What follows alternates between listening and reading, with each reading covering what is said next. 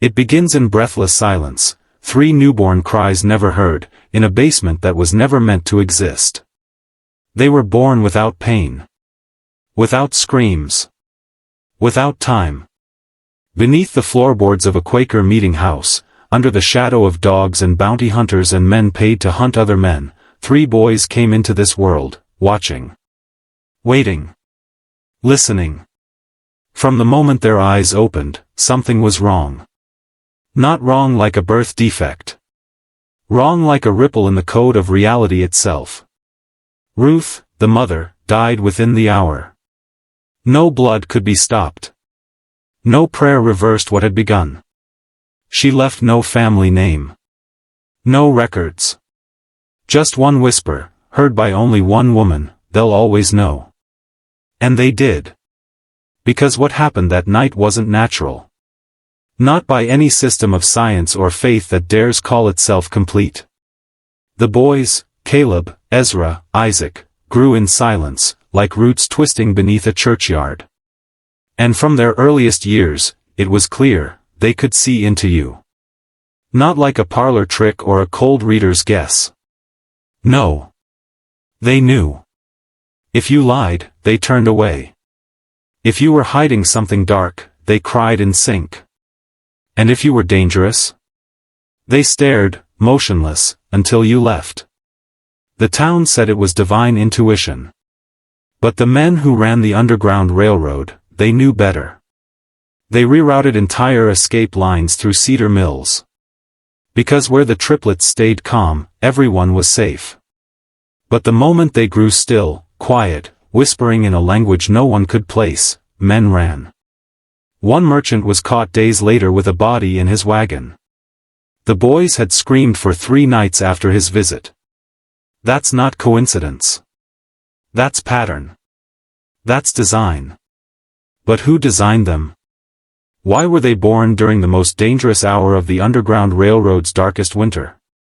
And why, in all their years of life, did none of them ever fall ill, or bleed, or break? Some say they were touched by God. Others, by something older. Something deeper. Something still waiting beneath that church floor. The journals were hidden for 147 years. The basement sealed. But secrets like this? They rot in the dark. And tonight, they crawl toward the light. You're not just hearing a story. You're stepping into something buried. And once you do, you don't go back. There's a reason the town of Cedar Mills no longer appears on most modern maps. Roads were renamed.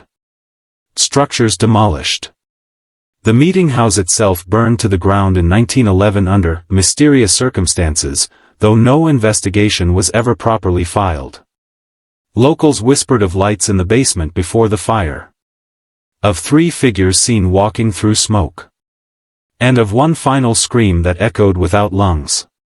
But the records, the real records, go deeper. Because someone, had been watching those boys. From the outside. From the Capitol. From Washington. Starting in 1863, a series of correspondences began arriving at the Cedar County Courthouse from the War Department. Always unsigned. Always sealed. Always requesting updates on the condition and emotional frequency of the Whitmore children. Emotional frequency? No one in Cedar Mills had used that phrase. But the letters kept coming. 4 decades. No explanations. No signatures. Only silence, and funding. Quiet donations arrived at the meeting house. Repairs paid for. Books delivered. Blank books. Hundreds of them. Journals meant to be filled. By whom? And for what? Caleb, Ezra, and Isaac were all reportedly enrolled in private study by age 8. Not in reading or arithmetic, but in perceptive focus and applied resonance. These were terms unheard of in rural 19th century Ohio. But today, we recognize them. They're terms used by classified psychological operations divisions in programs like MKUltra, Project Stargate, and others that were never supposed to come to light. Ask yourself, what happens when a government discovers 3 children who can detect lies, deceit, murder, intention? You don't let that fade. You cultivate it. Weaponize it. And that's exactly what they tried to do. By 1870, the triplets vanished from all known public records. Their names appeared on no census. No property rolls. No church rosters. Only in one place, a ledger buried in a Veterans Affairs archive, listing 3 non-combatant specialists assigned to psychological intelligence gathering at the request of Secretary of War William Belknap. What does that even mean? No rank. No military classification. Just 3 blank entries with the word active beside each one. The basement they were born in is gone. But the field they walked in still exists. And if you go there, if you stand in the grass on a still night, the local children say you can hear them. Not crying. Not talking. But knowing. And once you feel it, that cold pull in your gut like someone's watching from inside your own thoughts, you'll understand. They were never gone. Just moved. Upstream. Into the current of control. You've been taught to believe history is a collection of events. But what if it's not? What if history is a structure, a machine, built to contain human perception? The triplets weren't anomalies. They were threats. Not because they broke the rules, but because they proved there were no rules. That the walls we believe are real, time, distance, emotion, can be bypassed by something as simple and ancient as knowing. And once that's proven, power begins to panic. In 1881, a hidden congressional report, never released to the public, referred to 3 anomalous subjects with high emotional reciprocity and group-based precognitive function. 3. Anomalous subjects. It called them hazards to national continuity. Not because they were violent, but because they could not be lied to. Think about that. In a world built on deception, what's more dangerous than the truth itself? And what do you do when that truth comes wrapped in the minds of 3 aging men who still whisper in the language their mother used, a language linguists still cannot classify today? You erase them. And that's what was attempted. In 1904, the town was subjected to a regional memory realignment, a euphemism used by covert psychological units that would later form the foundation of Operation Paperclip and global mass suggestion tactics. Schoolbooks were changed. Maps were redrawn. And the phrase triplets of Cedar Mills became associated only with folklore, the kind meant to be laughed at by educated minds. But the educated minds, they were the most afraid.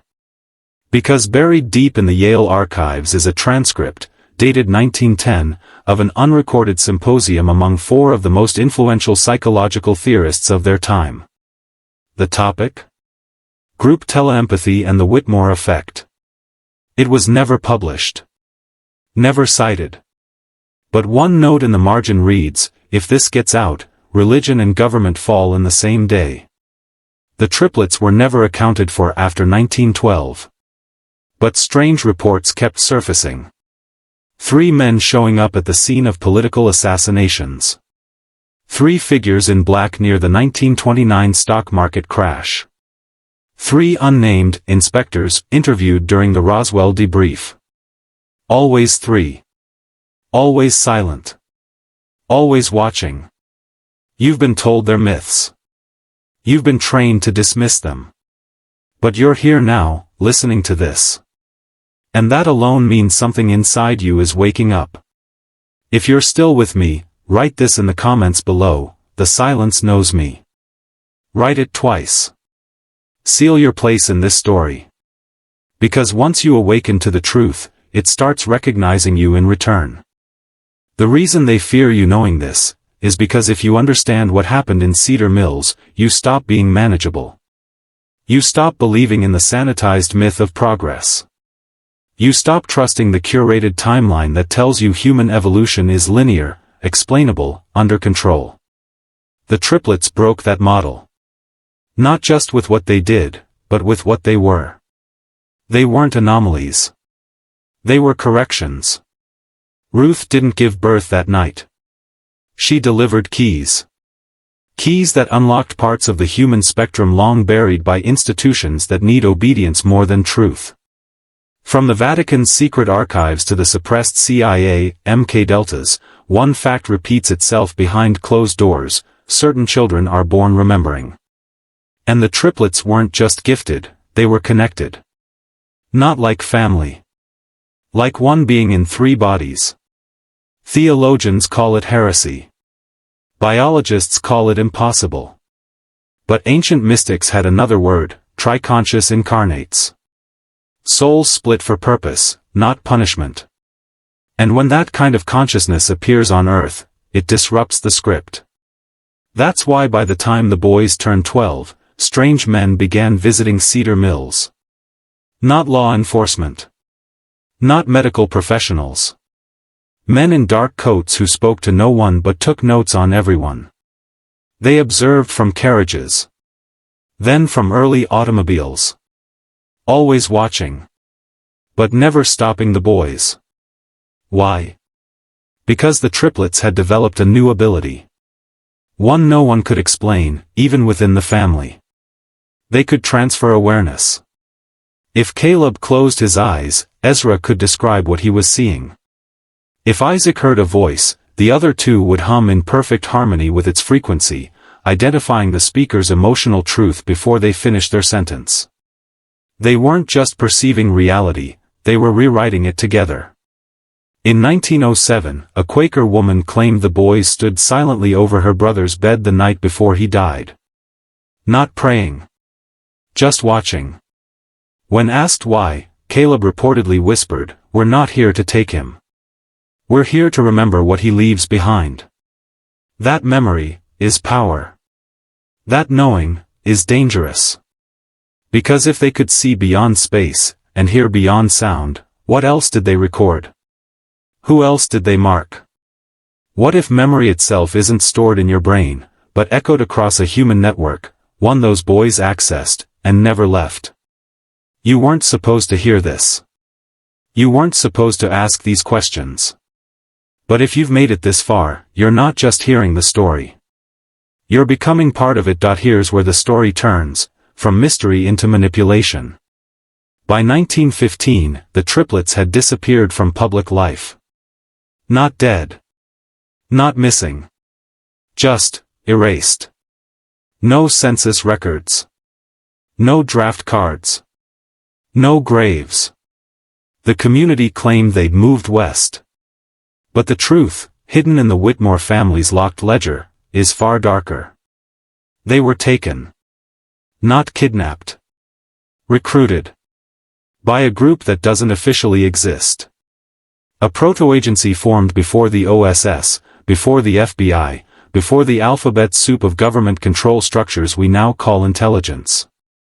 Their name? The Lazarus Commission. Formed in 1898 under the guise of phrenological research, but really built to identify and contain human anomalies.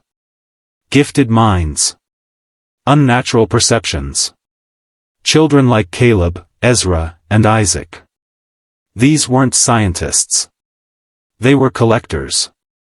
And once the triplets crossed into adolescence, their synchronization became dangerous. Not to themselves. But to the narrative.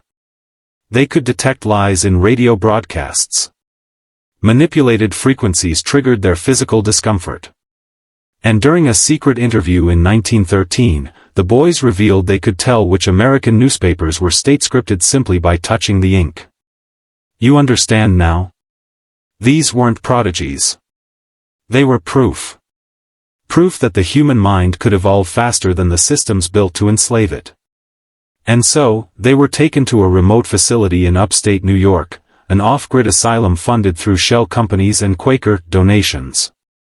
It was called Ashcroft Hollow. There, they weren't studied. They were broken. Separated for the first time in their lives. Electroshocked when they tried to speak in their shared language. Forced into sensory deprivation to sever their connection. But it didn't work. Because what the commission didn't understand is that their bond wasn't physical. It was metaphysical. By torturing one, the others felt it. When Isaac's pulse dropped, Caleb stopped breathing. When Ezra wept, all clocks in the West Wing froze for 6 minutes. The doctors couldn't explain it. But the higher-ups didn't care. They had one goal: silence the pattern. Bury the power. Replace the anomaly with authority. But here's where you come in. If you're still listening, you're part of a lineage. A lineage of minds that can't be drugged, silenced, or scared into forgetting. I want you to prove it. Comment, the pattern remembers. Say it again, the pattern remembers. That phrase is a signal. A symbol. A fracture in the illusion. You're not asleep anymore. And from this point on, you're not safe either. Ashcroft Hollow was never meant to be discovered. It doesn't appear on any map. The land was quietly transferred between shell trusts tied to vanished rail companies and defunct religious orders. But a single, yellowed photograph remains, discovered in 1987 during a private estate auction in Vermont. It shows 3 boys, pale and expressionless, standing in a circle of ash within a stone-walled courtyard. No shoes. No shadows. The photo is dated 1918, the last confirmed sighting of the Higgins triplets. But what matters isn't the image. It's what's behind it. Encoded into the border, scratched with a blade too small to see with the naked eye, is a phrase in the same flowing language Ruth spoke during childbirth.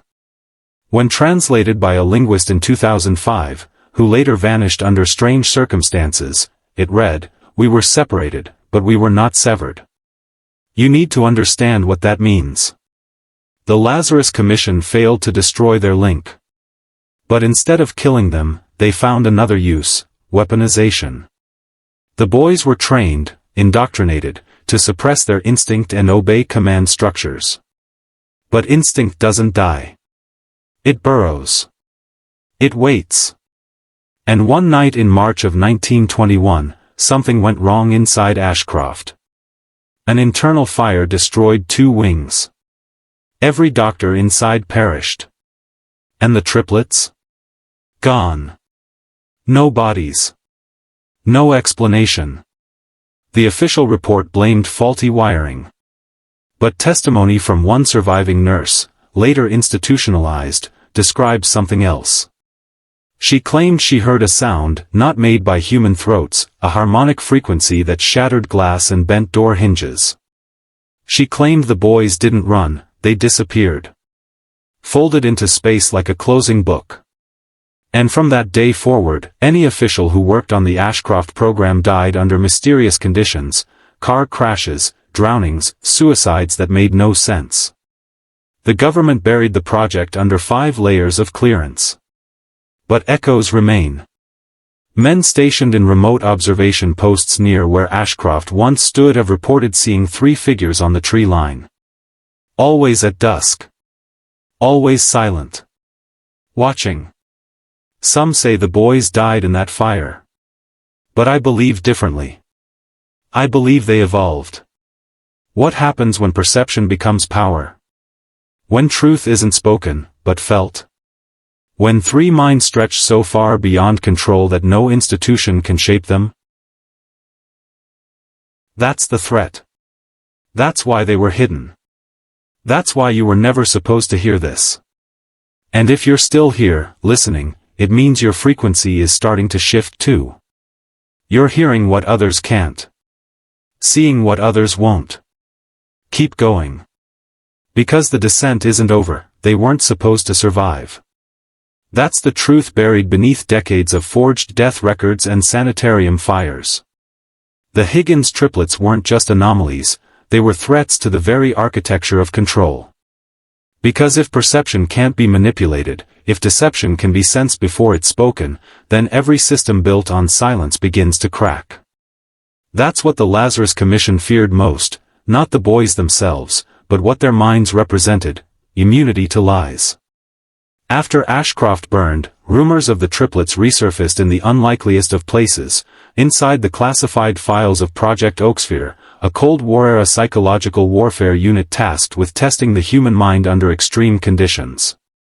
And buried in one redacted document, dated October 1953, is a phrase that sends a chill even now: the three arrived unannounced. We did not summon them. Think about that. An agency built on secrecy, control, and ritual, visited by something it never invited.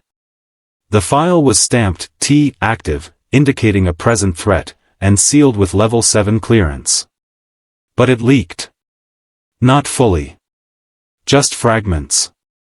A few lines about experiments involving collective dream states, spontaneous memory transfers between unrelated subjects, and a failed attempt to implant false memories in a group of twins. Each experiment was terminated, not because it failed, but because the subjects refused to be altered.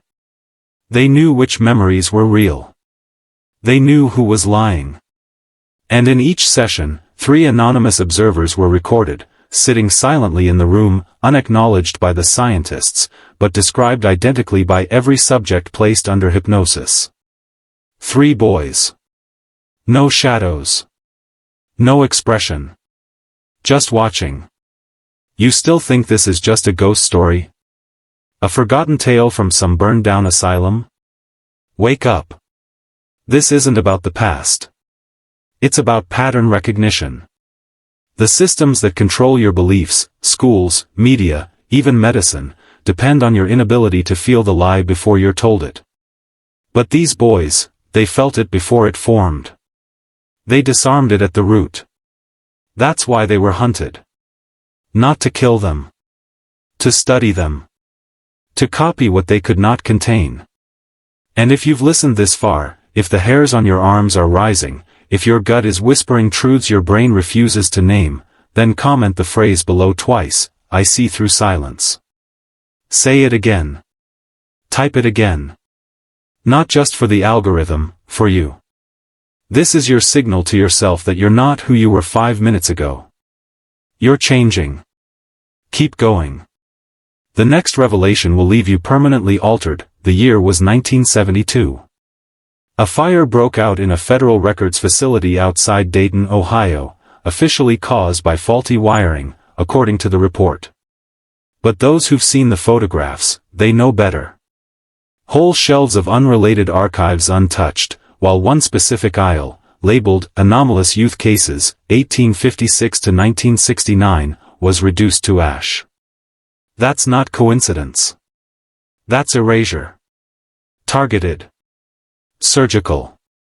And buried beneath that, under layers of bureaucracy and missing requisition logs, was a single file marked Higgins, T3. But even fire can't burn everything. There are always survivors, janitors, clerks, men who carry coffee and secrets. One such man came forward in 1998, dying of bone cancer and with nothing left to lose. He didn't know the full story. But he remembered a detail so strange it slipped through official memory: 3 identical boys, visiting the facility in 1965 under armed escort. Not wearing prison clothes. Not military fatigues. But black suits, identical. Silent. Eyes scanning every corridor like they'd walked it before. They were 109 years old that year. Yet looked 15. What does that mean to you? A fluke? A hoax? Or a thread you're terrified to pull because you know what unravels next? This isn't just a question of history. It's a war on your perception of time itself. Every institution you trust, the census, hospitals, even birth certificates, is a cathedral built to worship linear memory. But if the Higgins triplets aged out of sequence, appeared across decades unchanged, then memory isn't a line. It's a map, and someone erased the legend. You were never meant to find them. Never meant to remember. And yet, here you are. Watching. Feeling something you can't explain crawl up your spine. That's not fear. That's your programming glitching, because what's being said right now was never meant to be heard. The truth isn't that the triplets disappeared. The truth is, they never left. And more than that, they might be watching you now. Still reading the patterns. Still waiting for the moment your thoughts cross a threshold. That's when you see the eyes. Not outside. Inside. In dreams. Reflections. Moments between moments. You start wondering why your memories don't fit quite right. Why you feel observed in places no one stands. You ask to know. You chose the rabbit hole. So don't look away now. In the next section, we're going to expose the institution that tried to harvest what the Higgins boys were. A name you know. A name with power. You've heard the name DARPA. You've seen it in conspiracy forums, black-budget threads, sci-fi thrillers. But what you haven't heard, what they've buried so deep not even FOIA can touch it, is the failed experiment codenamed Oracle Seed. It started in 1958. On paper, it was a behavioral mapping initiative for Cold War defense. In reality, it was an obsession to replicate, control, and ultimately weaponize precognitive perception. And at the center of this obsession were the Higgins triplets. Not by chance. By invitation. They didn't find the triplets in 1965. They reacquired them. Because DARPA had already known about them since 1932, when a retired Quaker physician sent a strange letter about 3 boys who see intention as clearly as color. That letter disappeared. But the boys didn't. They were monitored, tracked, and ultimately detained, though never recorded as such. No fingerprints. No files. Just a new classification, HUMANT 13, nonlinear perceptual triad. That means the boys weren't just reading thoughts. They were reading possibilities. Not seeing the future, but weighing it. Choosing it. DARPA tried to test them. They failed. Not because the boys resisted, but because they knew what every question would be before it was asked. Knew what every observer had hidden in their mind. Some broke down. One technician tore out his own eyes, repeating, "They saw me seeing them." You think this is fiction? Look up the 1967 shutdown of Building B-13 at Fort Detrick. Officially? Fungal contamination. Unofficially? A psychic containment breach. 3 subjects escaped. The only surviving guard described it as, watching 3 shadows peel away from the wall and step into me. He died 2 weeks later. Massive hemorrhage. No trauma. No explanation. You were told these things don't happen. That memory is clean. That time only moves forward. But DARPA's greatest fear wasn't the boys escaping. It was what they left behind. A pattern. A code. Embedded in human intuition. A frequency we all feel, but only some of us hear. You feel it now, don't you? That cold beneath your skin. That subtle change in the room's silence. They were never found because they never left. That's the final secret. The Higgins triplets didn't disappear into thin air, they dissolved into the system that tried to contain them. And like a virus injected into the bloodstream of an empire, they began to alter everything from the inside out. Think about the timeline. 1965, they vanish. 1967, DARPA shuts down 3 human intelligence labs.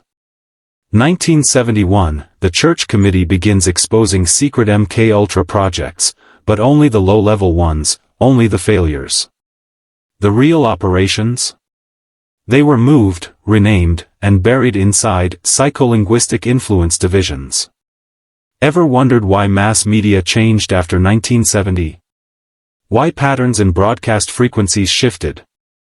Why television pacing, color palettes, and even sitcom laugh tracks began following invisible rhythms that made no neurological sense? It wasn't by accident. The triplets had taught them something. Not how to read minds, but how to plant symbols. Archetypes. Echoes. Because they weren't born to know, they were born to broadcast. And they did. Quietly. Relentlessly. Through dream patterns. Through behavioral nudges. Through subtle societal reprogramming designed not to control, but to condition. And the strangest part? It wasn't malicious. It was preventative. Because they saw something coming, something we're only now beginning to perceive in fragments. A fracture in the human timeline. A point beyond which everything becomes irreversible.